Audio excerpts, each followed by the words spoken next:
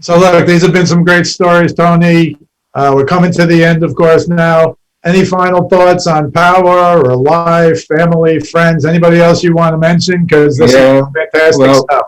well, you know, uh, over the years, Andy, John, Pete, and I, because of what we did their senior year, my junior year, what we did in 1969, Right. undefeated, all kinds of records, everything that we did that year, winning the Triple Crown. We won the Triple Crown.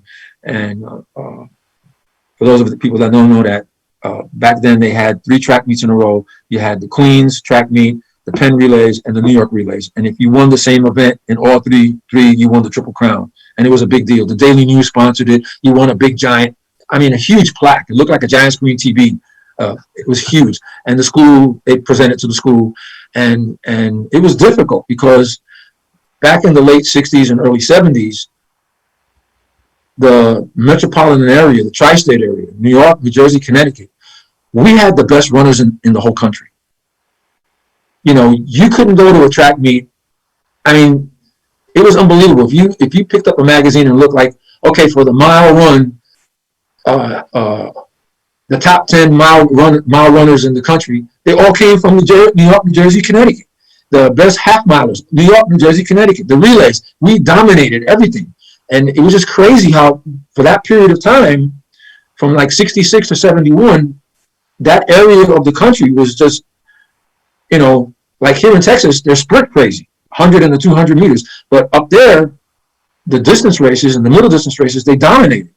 And so when we did that in 69, not only did we have that record, we had that Triple Crown thing and undefeated, nobody beat us, we won everything.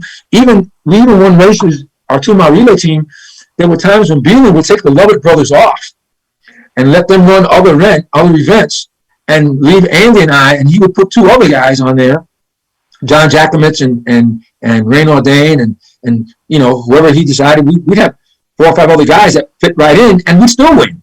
And so, that's how good we were at power. But the 4 of us, there was that bond that we had, even when we went our separate ways. And John and I went to Manhattan College together, but Pete went off to Kentucky and Andy went to Fordham.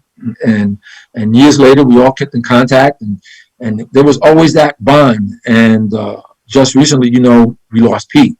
And that was really hard. That was hard. And I remember the phone call when Andy called me and told me what happened and Pete had passed.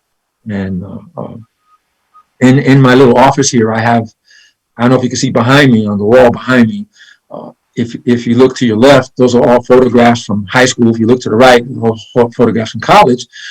But there's a photograph, I showed it to Dennis yesterday, you can't see it from this angle, but there's a photograph on the wall of the 4 of us when we won at Penn with Brother Beelan. And then right next to it, there's, when you go to Penn, they give you a program.